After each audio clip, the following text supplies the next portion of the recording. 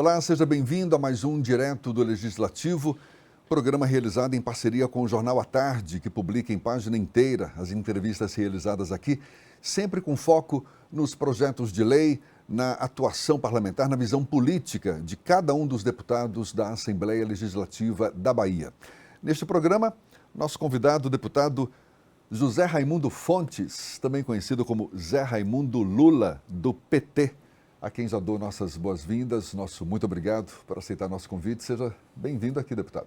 Obrigado, Jefferson. Eu queria, em primeiro lugar, dizer do privilégio, da minha alegria de estar neste programa e, sobretudo, com a sua presença, não é? Ancorando as discussões e também, evidentemente, além do público da TV Alba, teremos também, não é, a divulgação desse material através do Jornal à Tarde, esse periódico centenário da Bahia. Para mim é um privilégio, sobretudo, Jefferson, nesse momento em que a gente precisa valorizar o parlamento, né, como a instituição mais importante da democracia representativa. Por isso, é um prazer estar com você.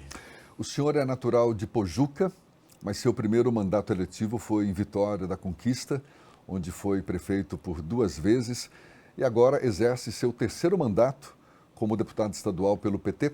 Quais são as causas que movimentam sua atuação parlamentar e quais as regiões da Bahia que o senhor mais representa?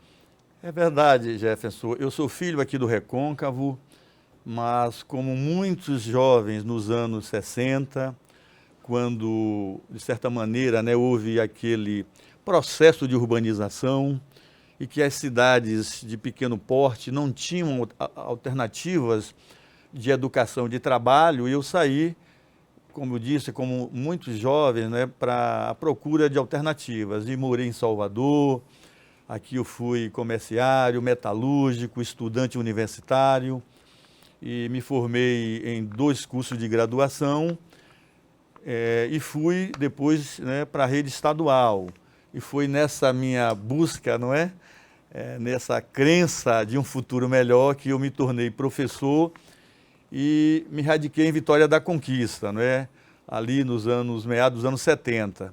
E na luta social e política, professor da rede estadual, depois professor universitário da UESB, não é? E sempre, digamos assim, naquela região do sudoeste da Bahia, Vitória da Conquista como epicentro, mas também ali no entorno, né, muitos municípios, né? Sou fundador do Partido dos Trabalhadores, do PT, militei muitos anos também no movimento docente, em seguida fui vice-prefeito, prefeito de Vitória da Conquista, e em função de um grupo político, não é, muito solidário, muito fraterno, nós encampamos essa luta também no parlamento. Aí me tornei deputado estadual em 2010 e sempre atuando, Jefferson, em parceria com o deputado federal Valdinor Pereira, meu amigo, colega também na UESB, não é? E aí viemos nessa caminhada, não é? Mas sempre, Jefferson, ali na região do sudoeste da Bahia. Claro que, além dessa questão regional, geográfica, de defesa do desenvolvimento para o interior do Estado, tem também, evidentemente, né, temas nacionais, temas estaduais, que nós sempre estivemos digamos assim, pautando esses temas, né, como a educação, o combate às desigualdades, a questão da democracia, a democracia mais inclusiva, não é? E nessa caminhada, portanto, nós estamos agora aí, caminhando para 2022, né, tendo como centro, na minha maneira de ver, a retomada do desenvolvimento brasileiro. Eu acho que pode-se ter crítica à Bahia, mas a Bahia mudou muito, Jefferson, nesses últimos 20, 30 anos. Olha que eu sou professor da área de Ciências Humanas, conheço um pouco da história da Bahia e, efetivamente, não é, nos últimos 20 anos, a Bahia, o desenvolvimento está chegando nas regiões. Veja, por exemplo, Vitória da Conquista, Jefferson, hoje, 3 cursos de medicina. Quando eu costumo dizer, até de forma, assim, brincando, né, quando eu comecei a dar aulas, eu só tinha uma ferramenta, um mimeógrafo a álcool. Hoje era curso de curta duração. Hoje, Vitória da Conquista, Brumado, Guanambi, o Oeste, o Sul da Bahia, universidades federais, institutos, Jefferson. Então, é a região que me apaixona, mas sem perder de vista o tema do Brasil e da Bahia, sobretudo nesse foco do desenvolvimento também social, com mais igualdade, com mais participação das populações excluídas ao longo da nossa história. E quais conquistas o senhor já teve, de iniciativa própria mesmo, para atender a essas causas que o senhor citou aí? Olha, Jefferson, eu acho que é um debate também sobre o papel do deputado e do parlamentar. Nós trabalhamos com grandes, digamos assim, com grandes horizontes. Quando você trabalha, por exemplo, né, como eu sou um deputado da base do governo, então eu trabalho no horizonte do governo, né, votando os projetos, votando as iniciativas do executivo, tomando também algumas iniciativas, não é, para projetos de lei. Então, esse é um horizonte mais estadual. Mas a gente trabalha também em parceria com os prefeitos, não é? Então, é aquelas reivindicações, as demandas para as prefeituras, é a água, é a estrada, é a saúde, é a educação, não é? E também, evidentemente, a gente trabalha com os movimentos sociais. E eu diria assim, como deputado, a gente tem colaborado muito, não só no plano de autoria de projetos, eu tive o privilégio de ser aqui, de relatar grandes projetos, como a questão dos cartórios, o orçamento do Estado, os planos, não é? Plurianuais, as LDOs. Então, nesses momentos, o deputado precisa ouvir, né, e debater com seus pares aquelas linhas estruturantes, não é? E, na medida do possível, negociar dentro do parlamento, né, projetos e, digamos assim, mecanismos que você possa contribuir.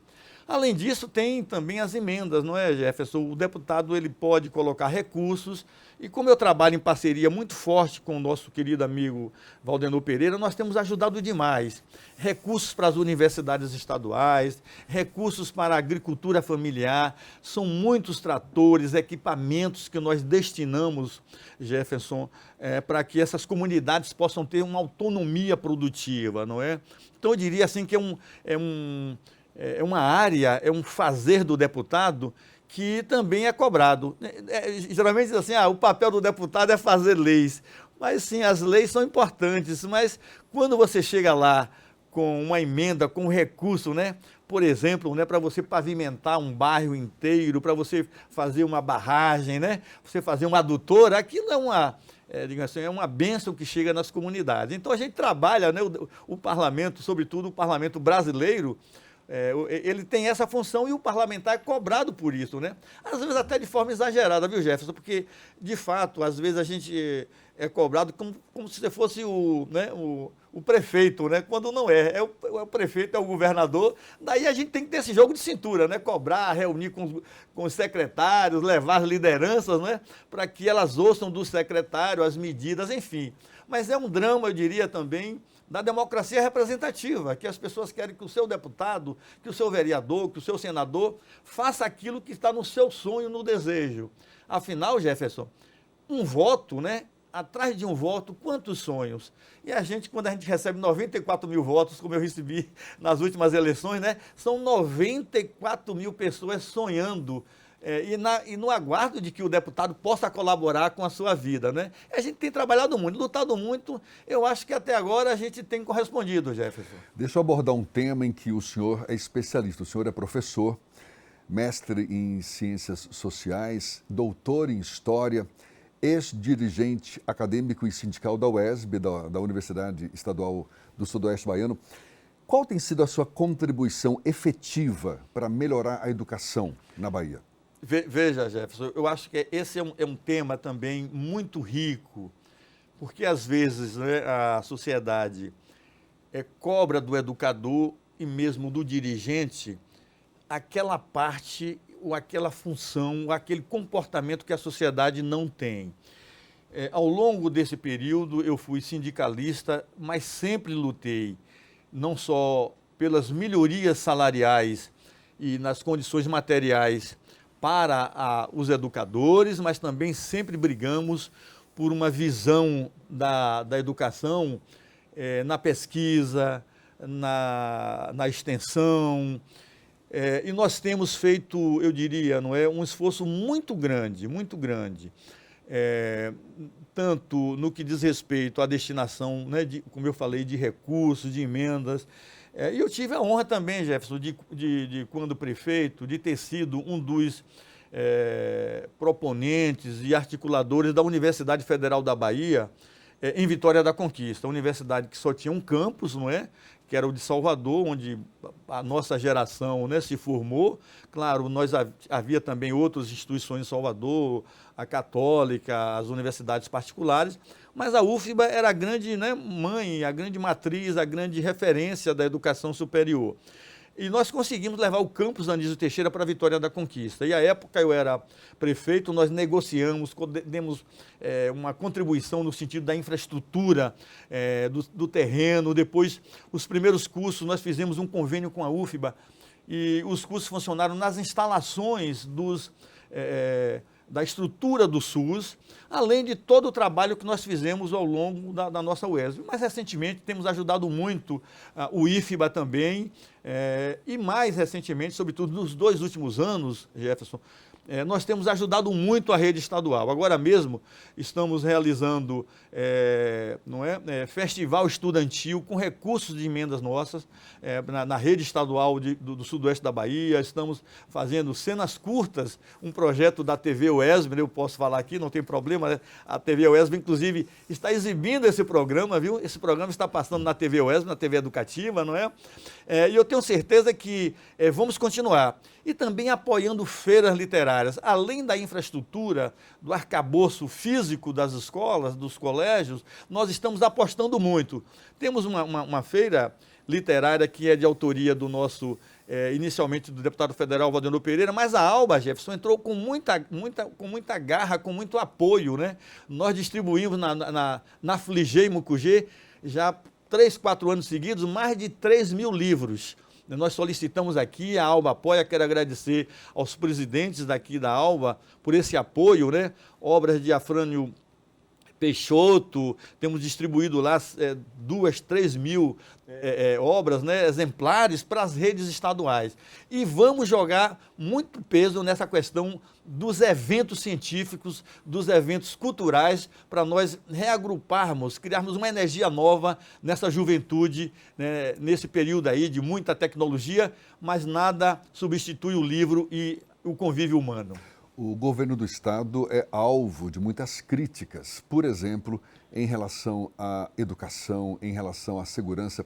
Segurança, por exemplo, por conta dos altos índices de violência ainda no estado. A educação, porque ainda existe uma distância muito grande entre os estudantes e as escolas. O que é preciso para que a educação na Bahia seja um exemplo de educação de primeiro mundo? E para que a segurança pública seja, de fato, confiável? Veja, Jefferson, há inclusive uma certa tendência entre, eu diria, não de educadores, mas entre alguns dirigentes da educação, sobretudo dirigentes municipais, de que você, criando uma estrutura militar nas escolas, você vai resolver o problema da segurança. Eu acho que não é esse o caminho. A segurança pública merece uma abordagem própria, o foco da segurança pública, de fato, tem que ser, ao meu ver, evidentemente, o combate né, naquelas situações densas, críticas, agudas, não é? De repressão, mas é sobretudo da prevenção. A educação, o caminho dela é outro, é a formação de cidadãos, de jovens, não é, conscientes de suas responsabilidades sociais e, sobretudo, com a capacidade de produzir conhecimento. Você tem razão.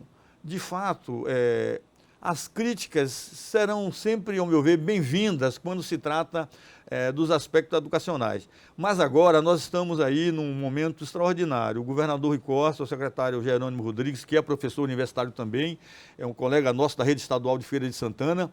Vamos investir pesadamente na infraestrutura física, mas também pensando em novos espaços. São bibliotecas, são auditórios, são ambientes para música, são laboratórios, são campos e quadra coberta, ginásios cobertos, para você ter uma escola de tempo integral e aí o jovem, para que o jovem possa interagir com a sociedade.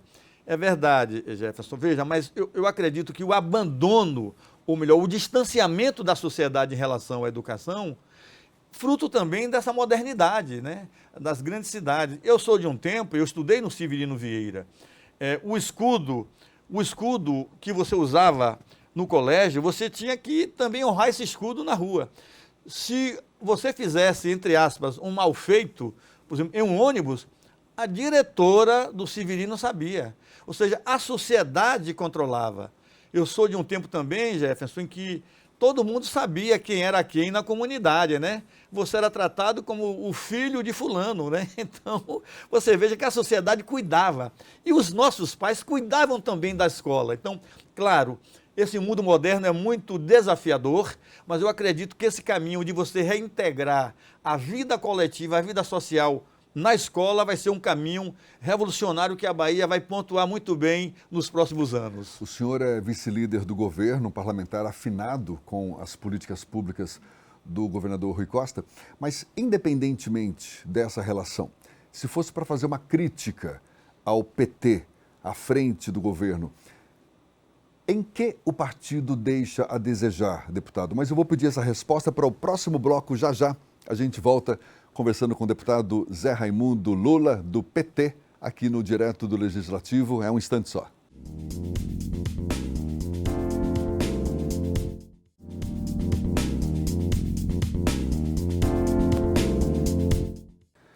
Já estamos de volta, direto do Legislativo. Nosso convidado, o deputado Zé Raimundo Lula, do PT.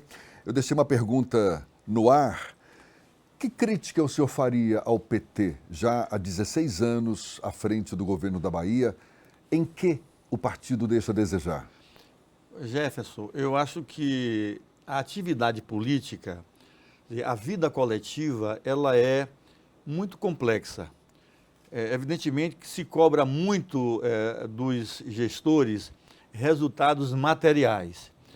E, sem dúvida alguma, os nossos governos, né, o governo Wagner, o governo do companheiro Rui Costa, juntamente com a base aliada, né, o PT e a base aliada, todos esses partidos têm feito um esforço muito grande para poder manter a Bahia com investimentos, com geração de emprego, renda, enfim, com o chamado desenvolvimento econômico. Mas também, ao lado dessa questão, ao meu ver, e aí é um aspecto que a gente precisa aprofundar realmente, nós precisamos criar uma cultura nova. Não é responsabilidade apenas do governante, eu acho que também do conjunto dos agentes políticos, né? Aí é a cultura política que precisa ser modificada. Por exemplo, cultura nova seria essa? Por exemplo, eu acho que a gente poderia, nesse momento, estar investindo mais na democracia direta. A democracia direta ela precisa ser redescoberta e valorizada. Temas, por exemplo, como a segurança pública, você não vai resolver só com a polícia militar, só com investimento. É preciso muita pedagogia, muito convencimento da sociedade. Isso envolve conferências, reuniões, debates, da mesma forma a educação. Eu acho que vai ser um grande salto que daremos aí no futuro, mas é preciso também, dentro das unidades escolares, em modéstia à parte, a gente procurou fazer isso na nossa gestão do PT em Vitória da Conquista, tanto com o ex-prefeito Guilherme, na minha gestão, nós procuramos transformar o ambiente educacional num espaço de reflexão permanente, congressos, conferências, ou seja, criando a oportunidade para a sociedade para interagir e perceber que é possível, que são possíveis outros caminhos além daquele que o gestor pensa, não é? Então, me parece também que a gente vai precisar investir muito na consciência coletiva, o que envolve, inclusive, o papel desse programa, né? Ou seja, a TV Alba, ela cumpre um papel muito importante, as TVs educativas, não é? Para poder a gente criar essa sinergia. E, finalmente, eu acho que a questão dos valores. É claro que, quando a gente ouve o governador, do início ao fim da sua fala, do seu discurso, é sempre pontuado pelos elementos éticos e morais, ou seja, da defesa da solidariedade, da fraternidade, os exemplos, muitas vezes, da própria vida, né? Mas isso só não basta, é preciso que a gente enraize esse comportamento em toda a administração pública, não é? Em todas as instituições. não é fácil mudar o mundo, né, Jefferson? Porque se fosse, não é, o mundo mudaria toda hora. Por isso mesmo, precisamos apostar naqueles valores que gradativamente vão mudando as pessoas.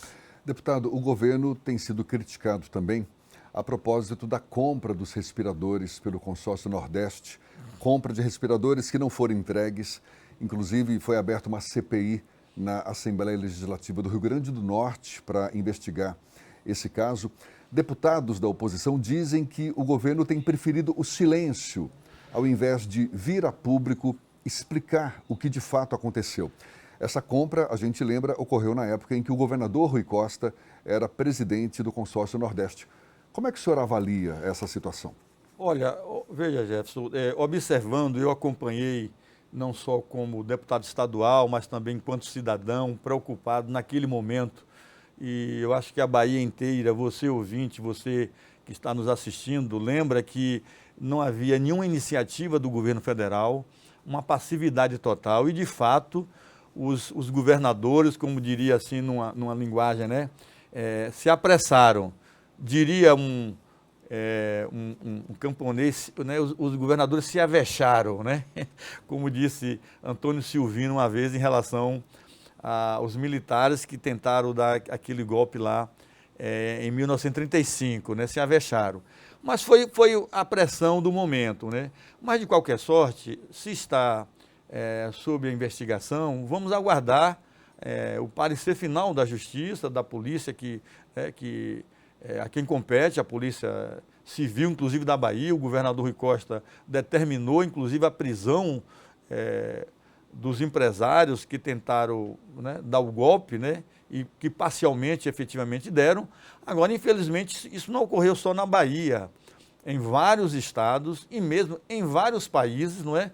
Houve um atropelo, houve uma série de problemas com relação ao fornecimento do material do combate ao Covid. Não só os respiradores, mas depois também a guerra das vacinas, dos insumos também, não é, que a gente viu. Então foi um momento muito, eu diria, tenso e que os governadores correram para tentar resolver da melhor maneira possível a situação sobretudo do Nordeste brasileiro, que era alvo da perseguição do presidente da República. Mas eu acredito, eu tenho total confiança como cidadão, como ser humano, no companheiro governador Rui Costa e nos governadores, todos eles. E virão, naturalmente, os esclarecimentos necessários e aqueles que forem responsabilizados deverão pagar por aquilo de errado que tenha cometido. Sobre eleições 2022, deputado, quais partidos da base aliada o senhor acha que podem representar dor de cabeça para o governador Rui Costa nesse esforço de o governador eleger seu sucessor no ano que vem? Veja, eu diria que a Bahia, especialmente o governador Rui Costa, tem, eu diria que remédio, né, para essa questão do debate da política, porque nós temos, em primeiro lugar, o nosso governador, bem avaliado, hoje é o político com maior credibilidade na Bahia, 63%, 65%. Em segundo lugar, nós temos Lula, que é uma referência também internacional. Agora mesmo o Lula acaba de chegar da Europa, de um tour que fez pela Europa, não é? O reconhecimento, não é? A presença do Lula enquanto estadista. E a Bahia tem esse carinho especial, o Nordeste tem esse carinho especial pela trajetória do Partido dos Trabalhadores. Então, é claro que haverá naturalmente algumas tensões, mas com esse cardápio, né? Além disso, há já uma pré-indicação do nome do companheiro Jacques Wagner para o governo como pré-candidato do PT, naturalmente que haverá aí um momento de conversas, de interlocuções, não é, com os partidos aliados. Eu diria, portanto, com uma agenda dessa, não é? Eu acho que aí é uma solução. O PT vai, digamos assim, apresentar aos nossos aliados um caminho bom, porque nós teremos um candidato a presidente como o Lula, um candidato a governador como o Wagner e um governador bem avaliado, né? Mas o senhor admite que há partidos da base aliada insatisfeitos com o caminho que parece estar se delineando para o ano que vem? Partidos que, por exemplo, pleiteiam cabeça de chapa na disputa pelo governo do Estado e que estão na base do governo do Estado? Eu diria que é natural, viu, Jefferson? É natural, né? Nesse período aí, 3, 4, 5, 6 meses antes do processo mesmo ali, quando chegar março, abril, mudança de, né, possibilidade da janela, mudanças de deputados, né? Eu acho que a acomodação vai se dar mais no âmbito da composição do Legislativo. Em relação à chapa majoritária na Bahia, eu acho que estaremos com uma certa tranquilidade, em função desses fatores, né? Porque além de estar sendo bem avaliado, né, o governo da Bahia vem com uma pauta, com uma agenda, com um cardápio de investimentos, não é? É a ponte Salvador-Itaparica, são estradas, são colégios, são muitas obras que estamos licitando, né, estão em andamento, e isso vai alavancar, evidentemente, vai apontar um caminho para os partidos aliados. Evidentemente que talvez um ou outro, por funções ideológicas, eu acredito que possa haver 2 ou 3 dissensões, mas com certeza haverá também muitas adesões em função da presença do Lula e do próprio Wagner, que também tem um estilo mais de, digamos assim, de convívio, do abraçar, do afago, não é? Eu acho que a gente sairá bem, sim, desse momento aí pré-eleitoral.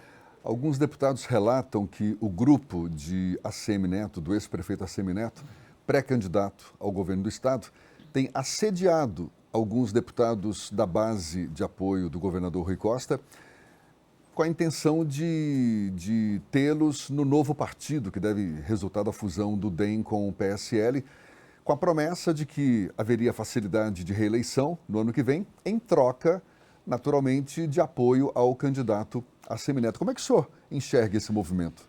Veja, Jefferson, a questão realmente da eleição parlamentar é um grande problema na estrutura política brasileira. Você vê, por exemplo, a pulverização de partidos políticos. Essa pulverização leva, muitas vezes, o candidato, o parlamentar, quando já tem mandato, quando não tem, procurar aquela sigla que efetivamente lhe dê melhores condições em função ali da concorrência interna, né?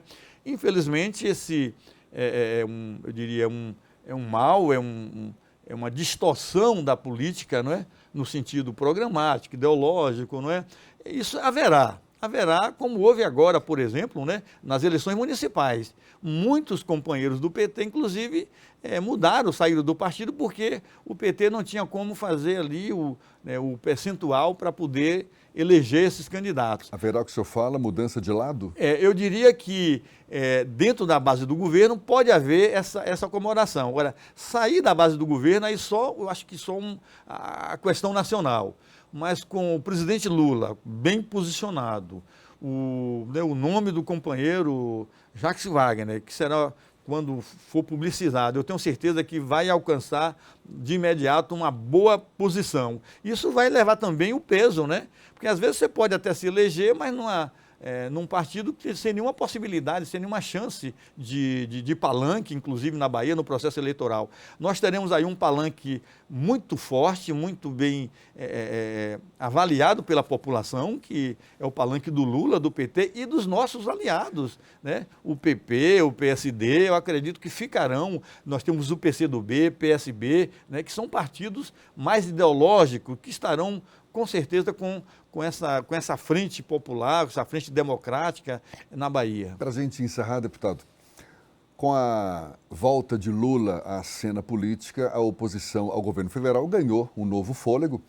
O senhor acha que já é hora de falar em união das esquerdas ou ainda é um longo caminho pela frente?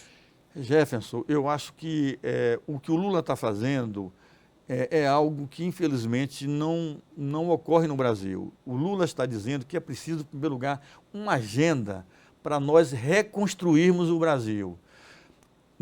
A conjuntura mundial não está fácil, a ascensão da China e da Índia, não é? É claro que o Biden, ele reposiciona os Estados Unidos como um ator de convencimento, ou seja, um ator que vai fazer uma política de convencimento, diferente do Trump, que era, né, aquela coisa fora da curva, né? Aquela coisa esquisita, não é? Que infelizmente também no Brasil está ocorrendo isso. Mas eu acredito que o que o Lula quer é reposicionar o Brasil nesse concerto mundial. Veja, a nossa infraestrutura está parada aí 6 anos, né? As nossas ferrovias, os nossos portos, os aeroportos, a Petrobras foi vendida, foi esquartejada a Petrobras. Veja que a nossa refinaria Landulfo Alves foi vendida para os árabes que têm petróleo de sobra. Então veja, se o Brasil é esse projeto de reconstrução nacional, que, ao meu ver, vai poder, aí sim, isso que você falou, não só as esquerdas, mas também o centro. É muito importante que o centro, minimamente, que tem uma visão de nação, possa estar com a gente, Jefferson. Eu, honestamente, como observador da cena política nacional, não tem jeito, essa agenda ambiental vai precisar de muito diálogo, muito debate. A agenda contra a violência com as populações, a questão do racismo. Veja que aquele evento nos Estados Unidos, com o George Floyd sendo morto por um branco, aquilo contaminou, no bom sentido, o mundo inteiro. Então é preciso que essa agenda venha com mais força.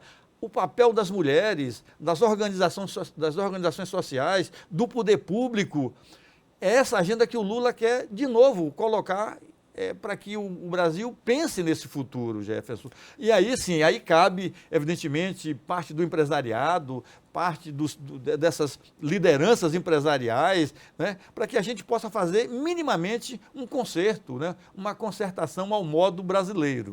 Deputado Zé Raimundo, muito obrigado pela sua disponibilidade. Até uma próxima. Eu que agradeço a oportunidade e parabenizo a você e toda a equipe, né, o nosso presidente da ALBA por esse programa, e que esse programa seja realmente esse espaço do esclarecimento, do debate e, sobretudo, da formação de cidadãos que possam reconhecer no deputado um agente político e um agente político que possa ajudar no seu dia a dia, na sua vida. E muito obrigado a você também que acompanhou esse nosso bate-papo. Até uma próxima. Tchau, tchau.